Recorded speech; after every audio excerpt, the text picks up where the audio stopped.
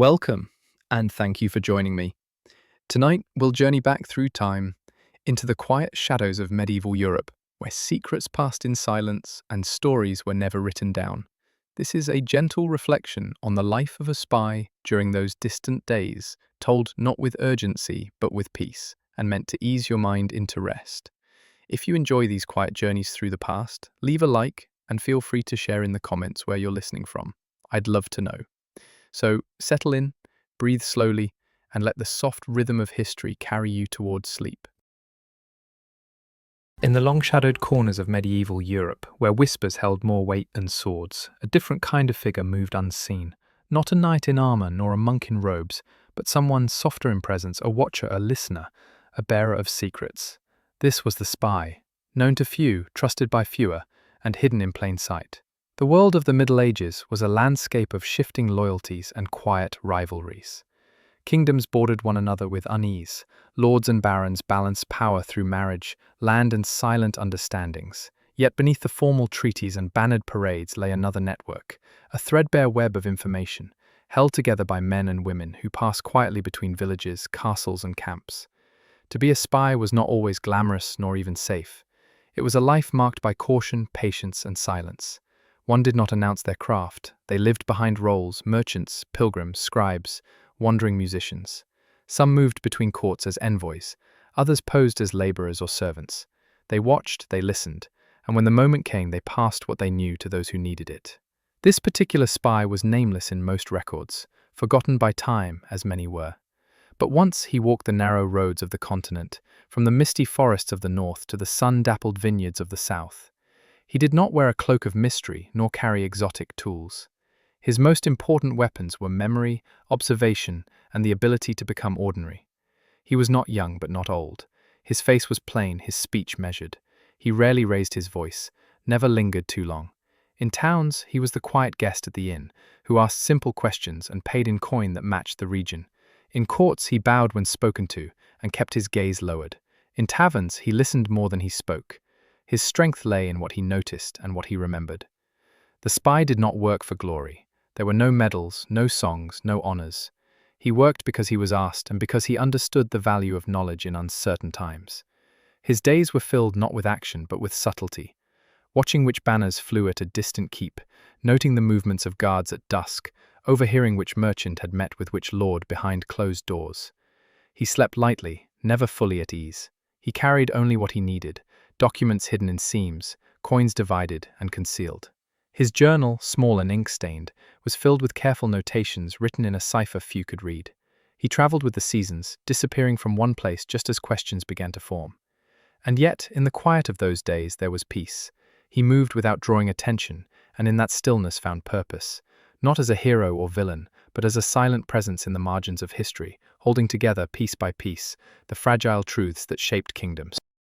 The spy knew the power of blending in. Not through deception or disguise in the theatrical sense, but through stillness. By embracing the rhythm of ordinary life so fully that no one gave him a second glance. The finest cover was not one of elaborate costume, but of familiarity. A man who looked as if he belonged, who nodded at the right time, muttered about the weather, and drank his ale without calling attention, could pass through any village unnoticed. Sometimes he posed as a merchant's helper, hauling crates and counting coin, learning who traded with whom and which roads were busiest with carts. Other times he was a pilgrim, moving from abbey to abbey with worn boots and a prayer on his tongue. On rare occasions, he served as a scribe, copying letters by candlelight and overhearing the politics behind each line. He altered his speech depending on the region. In the north, his accent softened, his consonants clipped. In the south, he added rhythm and warmth to his voice. He borrowed idioms, favored local names, and remembered customs wherever he went. He knew the value of salt in the east, the color of morning in the west, and the taste of wine preferred by each coastal province. These were small things, but they formed the texture of his invisibility. His clothing, too, was chosen with care. He wore nothing fine, but nothing tattered. Just enough dirt on the hem to show travel, but not enough to invite pity.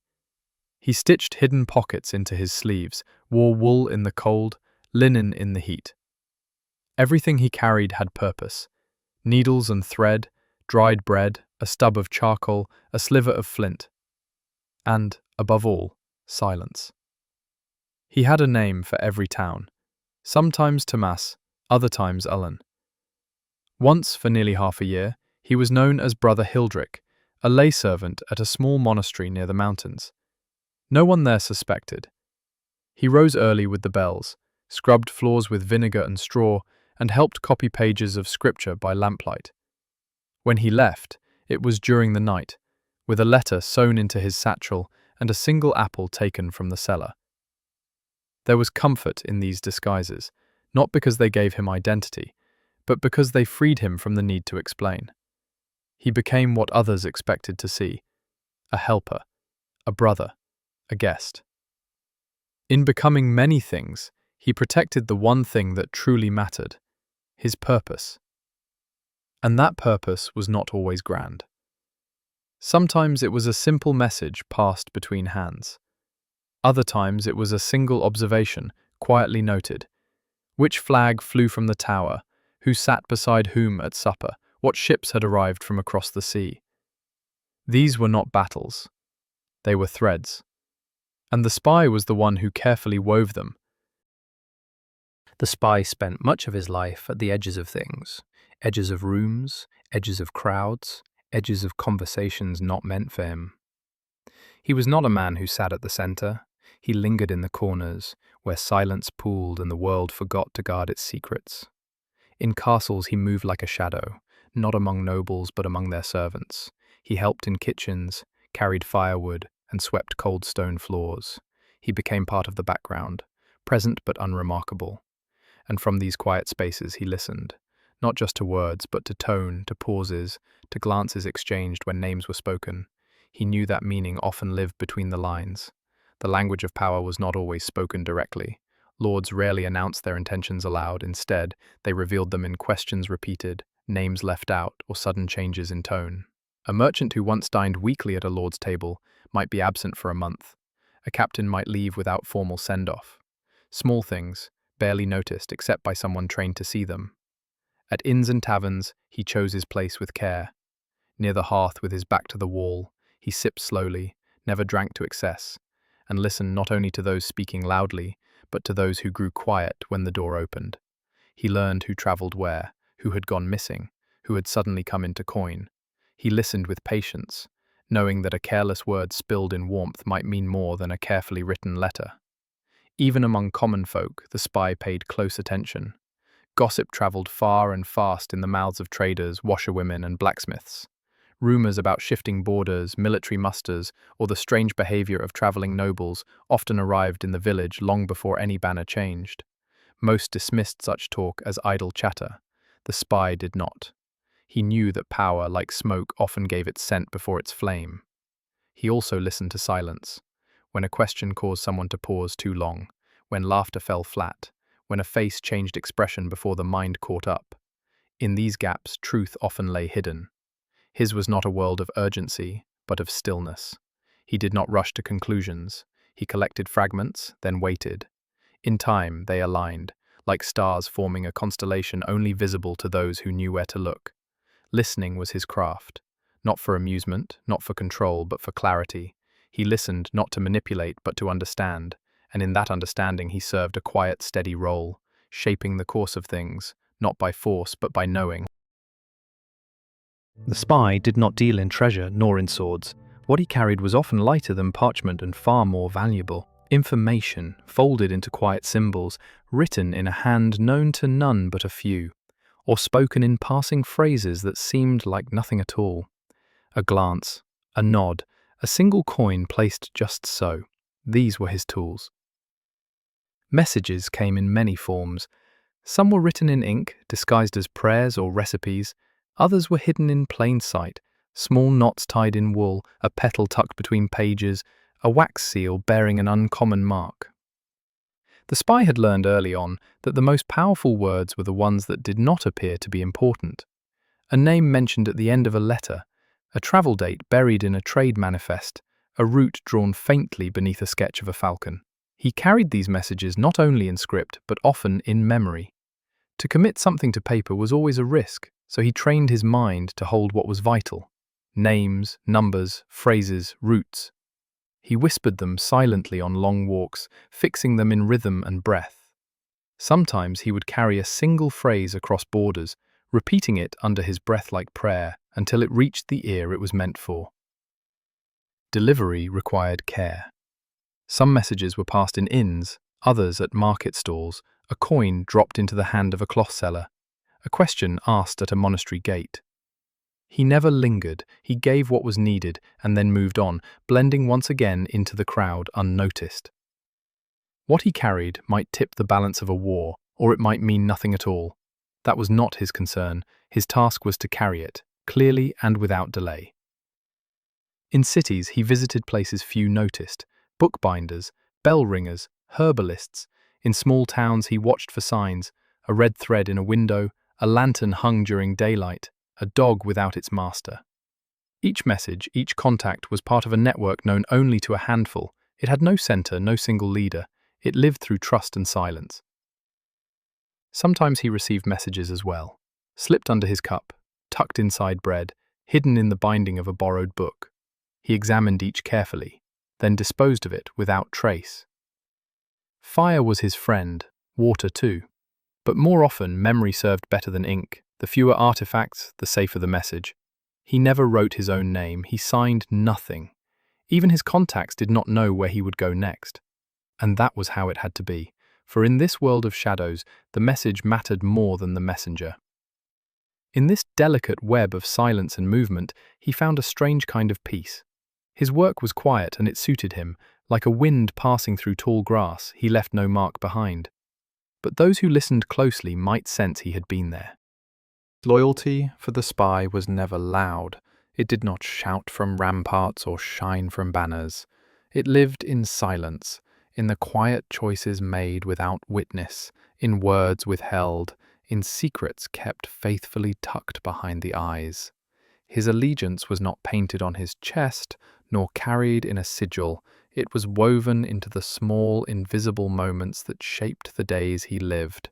He did not serve a throne out of pride, nor a cause out of fervour. He served because it was asked of him, and because he understood the quiet need behind it. In the halls of kings and courts much was declared, declarations of faith, of loyalty, of eternal alliance. But the spy knew that in the world beneath such words, what truly mattered was trust, and trust, once broken, did not return. His work required a delicate balance. He held truths that others would twist. He learned things that in the wrong ears could crumble walls or ruin lives, and so he carried them with care, like embers in his hands. He did not speak of his tasks, not even to those he trusted. That silence was his service. There were times he was asked to carry words that unsettled him, news of betrayals, reports of cruelty, but he did not shape the message, he only delivered. Judgment belonged to others. His role was not to weigh the worth of men, but to keep the thread of information unbroken. And yet, he felt, quietly within. He marked the faces of those harmed, remembered the tone of voices filled with fear. He did not forget, though he never acted outside his charge. The burden of knowing was something he accepted, not with complaint, but with a steady heart. He rarely saw the ones he served. A sigil on wax, a phrase passed in trust, a hand extended in the shadows. That was enough. His loyalty was not to a man, but to an idea, the hope that knowledge, when handled with care, could guide the hands of power toward wisdom. When asked why he did what he did, he would only say, "Because I was needed." There was no need for poetry or oath. His work spoke quietly for itself, and that was all he required. In time, those who watched from afar came to rely on him, not because he was brilliant or bold, but because he was steady, because his silence never cracked and his footsteps never strayed from the path set before him. Loyalty was not something he displayed, it was something he lived. And so, even as kingdoms rose and fell, Even as banners changed and names faded from memory, the spy remained, a quiet witness to history, loyal in thought, loyal in task, loyal in the soft space between duty and faith. Danger, for the spy, did not always come with shouting or steel. It came in stillness, in the way a room grew quiet when he entered, or how a stranger's gaze lingered just a second too long. It came in footsteps that matched his through narrow streets, or in questions asked twice, in slightly different ways. Danger whispered more than it shouted. He learned to read the world not through declarations, but through subtle change. A friendly host who no longer smiled, a village gate left closed in daylight, a letter that arrived too soon or not at all. These were the signs that something was shifting, and he, like a leaf on a stream, had to move with care.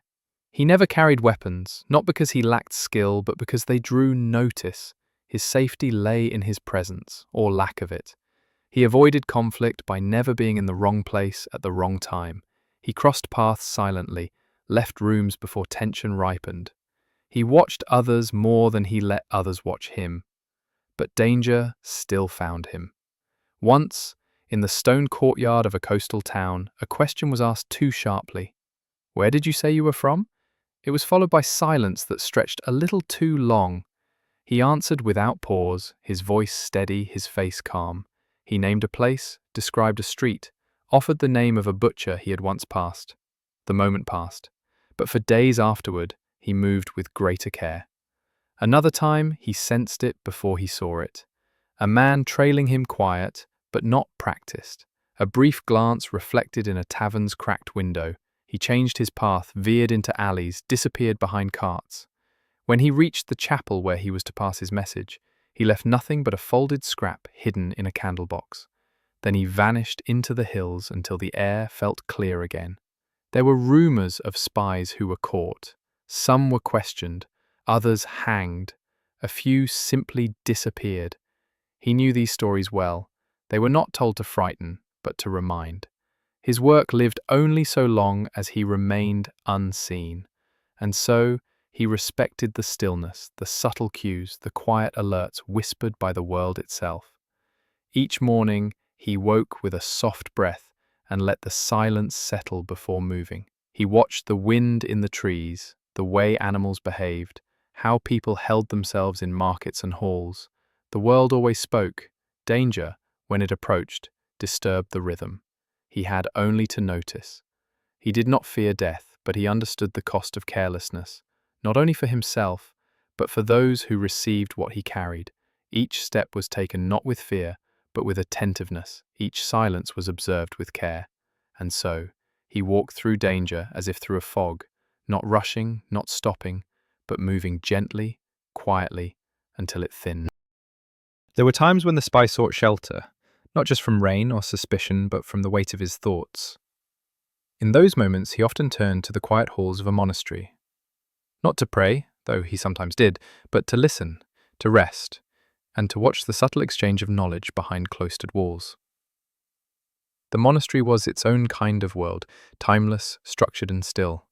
Bells marked the hours, voices rarely rose, and life moved according to scripture and seasons. For an outsider, it was a place of peace. For a spy, it was also a place of passage, where merchants, pilgrims, nobles and messengers crossed paths beneath the watchful eyes of monks. He arrived at such places with humility, presenting himself as a traveller in need of shelter. The monks rarely turned anyone away. He accepted their bread, washed in their cold basins, and slept on straw pallets alongside the poor and the penitent. In exchange, he helped where he could, splitting wood, tending gardens, mending books, or assisting with daily prayers. The scriptorium was a place he favoured. There, among ink pots and parchment, he copied texts with care, blending in with other quiet hands. Some pages held nothing of interest. Others, carefully hidden, carried messages, letters from one monastery to another, subtle notes about the arrival of important visitors, or even encoded lists tucked into the margins of psalms. He rarely asked questions. He listened to the monks as they murmured in the refectory, as they walked in twos beneath cloisters, as they read aloud at meals. Their talk, though quiet, revealed much. Which lord had donated land? Which village had been visited by foreign knights? which brother had travelled recently and where he might be sent next. Sometimes he was not alone in his watching.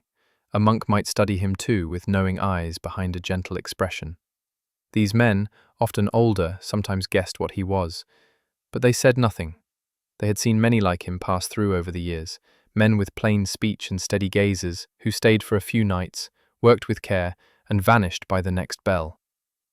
In the chapel, during matins or vespers, he sat still, listening not only to the prayers but to the rustling of robes, the creak of old pews, and the rhythm of ancient words.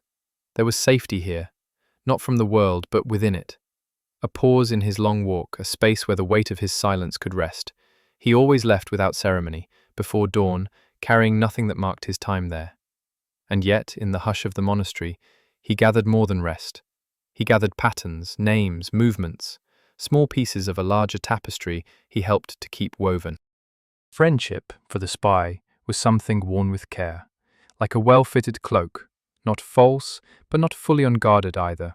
It was a necessity of the trade, a means of learning and moving through unfamiliar places. He spoke with warmth when needed, shared laughter in taverns, and listened with a kindness that drew others close. But always, quietly, he remained just beyond reach. People trusted those who seemed ordinary, who listened without interrupting, who remembered small details, names of children, ailments of livestock, the taste of local wine. The spy used these truths not to deceive but to earn comfort, to ease suspicion and to observe. Most friendships formed in this way were brief, lasting only days or weeks, but in that time they revealed much. He could sit beside a merchant at market, share a meal and learn which towns had grown quiet with tension. He could help a blacksmith gather timber and hear which soldiers had passed through days before. A few kind words offered to a shepherd might uncover paths no longer safe. These bonds, however fleeting, were bridges to understanding the world's small movements. Yet not all who drew near were harmless. Some friendships came with questions too neatly placed, or smiles held just a bit too long. The spy learned to recognize these moments, when a companion was not merely curious, but watchful. He responded with care, sharing just enough truth to satisfy, and never more. There were rare friendships that lingered in his memory. A tavern keeper who once saved him from a patrol by hiding him beneath floorboards. A monk who left bread and water outside his cell without asking questions. A young boy who led him through unfamiliar woods with silent understanding. These moments stayed with him, not because they served the mission, but because they reminded him that kindness still lived in quiet corners. But he never stayed long enough for roots. To remain too long was to invite danger for himself and for those who offered trust. And so after a few days or nights, he would slip away, leaving no note, no sign, only the memory of a quiet man with a listening ear. In the stillness that followed, he sometimes felt the ache of distance. Not regret, but a soft recognition that his life was not meant for closeness. His task required separation. It required masks, gentle ones, but masks nonetheless. And so he walked on, carrying the weight of names and voices spoken in friendship, grateful for each, but never fully belonging. The road called him forward, always forward, to the next inn, the next fire, the next voice that might reveal something more. Not every truth was welcome. Some weighed more than silence, heavier than a blade. The spy learned this slowly, not through one great moment, but through the quiet toll of carrying things no one else could see. To know was a kind of power, yes, but it was also a burden, one that could not be shared or set down. There were truths that brought clarity. Which path an army might take, which noble harboured unrest, which alliances would quietly dissolve, these he carried without question. But others were more difficult. A friend betrayed for coin, an innocent condemned in place of a guilty man, plans made not to protect, but to conquer. These truths pressed against his chest like cold iron. He could not speak of them. Not to those he met, nor to the quiet strangers who passed him bread and warmth. His work demanded restraint. He was not there to judge, only to observe. But he was human still. And in the quiet hours between towns, he sometimes felt the sharpness of what he held. He remembered names, faces, words whispered in desperation, and though he never wrote them down, they lingered, etched into his memory, part of the invisible record he carried. Some of them faded with time. Others returned in dreams, soft and persistent. When he passed messages that carried sorrow, he did so gently. He never rushed. Each step was taken with thought, as if walking through a room filled with sleeping birds. Even when the truth served a greater good, he respected its weight. There were times he chose not to deliver all he knew. Rare, and only when he sensed that the cost would be too great for those undeserving of it. In such moments, he bore the silence alone, without reward, without recognition. No one knew the choices he made. That was the nature of his path. He had no confessor, no ledger to record his burden. The land itself seemed to absorb what he carried, the hills, the forests, the silent stones of old roads.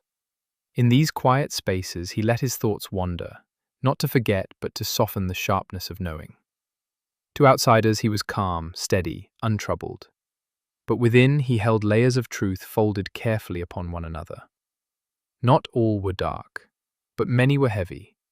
And still, he walked on. For in the end, this was the life he chose, not for glory, but for necessity. He did not seek to change the world with what he knew. He only sought to guide it gently, one quiet truth at a time. The spy never stayed in one place for long. Movement was his shield. A familiar face could become a danger, a repeated path a trap. And so, with quiet routine, he departed, sometimes at dawn, sometimes under stars, but always with the same practiced stillness. He left behind little: a scrap of paper, a dusting of footprints, the impression of a body on a straw bed. Nothing more. He never said goodbye.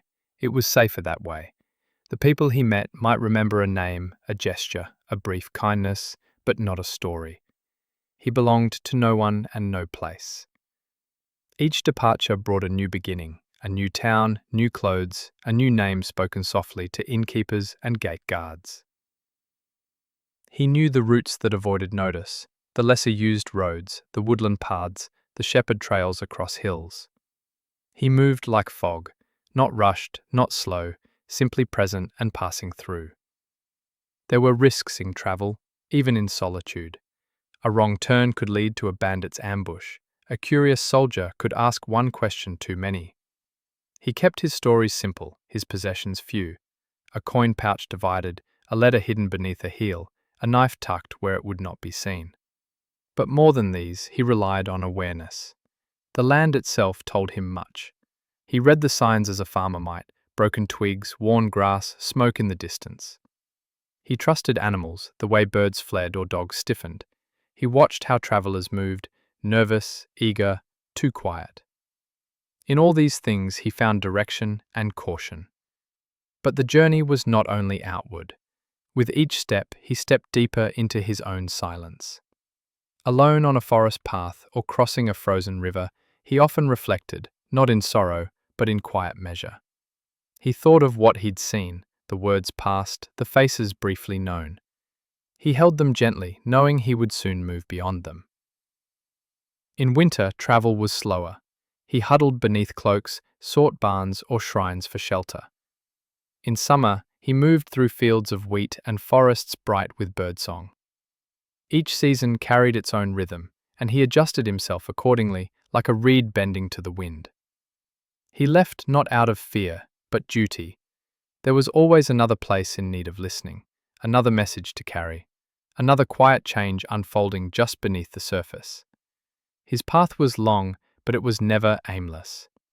He did not walk to escape, but to remain useful. And in that purpose, however small or invisible it seemed, he found peace. Time passed differently for the spy.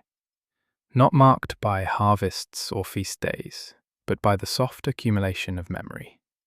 Towns blurred together. Faces faded. Names drifted like leaves on a still pond. Yet in the quiet spaces of his mind, he remembered everything that mattered. The shifts, the patterns, the truths too fragile to write down. He had no home in the usual sense, no hearth to return to, no family waiting in a window's light. His belonging came not from a place, but from a sense of purpose. and even that at times grew faint. Not from doubt, but from distance, from the long years spent watching, carrying, and moving in silence. Sometimes, in the still of night, as he lay beneath stars or in a darkened corner of an unfamiliar barn, he wondered if anyone remembered his work, whether the messages he carried had changed anything at all, whether the balance he helped preserve, so quietly and without name, had truly held. But he did not dwell long in such thoughts. He understood his role not as one of recognition but of necessity. The world did not need to know him for his service to matter. His influence lived in unseen places, in decisions shaped by timely knowledge, in conflicts avoided, in peace held just a little longer by the presence of a single well-placed truth. He had aged gently. His hair had thinned, his hands grew more careful in their movement, but his eyes remained steady, his hearing sharp. He moved more slowly, but not with less purpose. With age came more patience, more intuition. He could sense danger before it fully arrived. He knew when to speak and when to remain utterly still. Those who passed him on the road now saw an older traveller, plain and forgettable. They did not see the years behind his gaze, the countless borders crossed, secrets carried, choices made in silence. And that was as it should be. He did not expect his life to be remembered.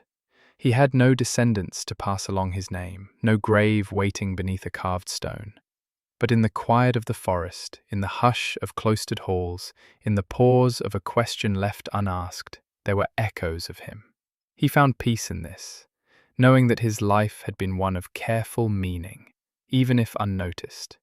The world had always turned on more than crowns and armies. It had also turned on the whispers carried in shadow, the decisions shaped by quiet knowledge, the lives spared by one unseen step. And as the days continued, he walked still, not out of habit, but out of quiet resolve. His path was not yet finished. There was still more to see, still more to know, and in that knowing, still more to offer. In the end, the spy left no grand story behind. No songs sung in his name, no tapestry stitched with his deeds. His legacy was quiet, like the path he had walked for so many years. It lived not in memory, but in the small ways the world had been shaped by his unseen hand. He had long since accepted this. The role he played was never meant to shine. It was meant to support, to steady, to listen, like the scaffolding behind a grand cathedral, invisible once the work was done, but essential to its creation. His purpose was to hold what others could not see. As he grew older, his travels slowed and the distances between stops grew shorter. He no longer crossed kingdoms but kept to regions he knew well. Familiar woods, old market towns, quiet abbeys where a nod was enough to pass through unseen. His work had grown softer, more selective. He carried fewer messages but chose them carefully. He watched more than he moved. There were times he sat by rivers listening to the water, letting the wind shape his thoughts. No longer driven by urgency, he reflected on the long years behind him, the faces, the towns, the winters, the candles burnt low in rented rooms. He did not feel sorrow for the life he had lived, only stillness. He met fewer people now, but those he did meet felt the calm in him, the deep patience of a man who had listened more than he had spoken. They did not know his trade, only that his presence brought ease. A merchant once said, "You have the look of someone who understands without needing to ask." The spy only smiled and nodded. When his final days came, they arrived quietly, as he always had. There was no crowd, no voice calling his name. He lay beneath a tree near the edge of a monastery field, wrapped in a cloak worn thin from travel. His journal, long since filled, remained tucked beside him, its cipher unreadable to most, its pages a map of a life spent in silence and purpose. The monks who found him gave him rest among the other travellers, marking the grave with a simple stone. No title, no story, just the date and a blessing for a peaceful soul. They never knew who he truly was, only that he had been kind and that he had asked for nothing. And so he passed, leaving behind no monument, only the faintest echo of footsteps on quiet roads and the invisible line of influence carried forward through history. A war delayed, a village spared, a truth remembered by those who never knew from whom it came. In time his name faded, but the work remained, like roots beneath the soil.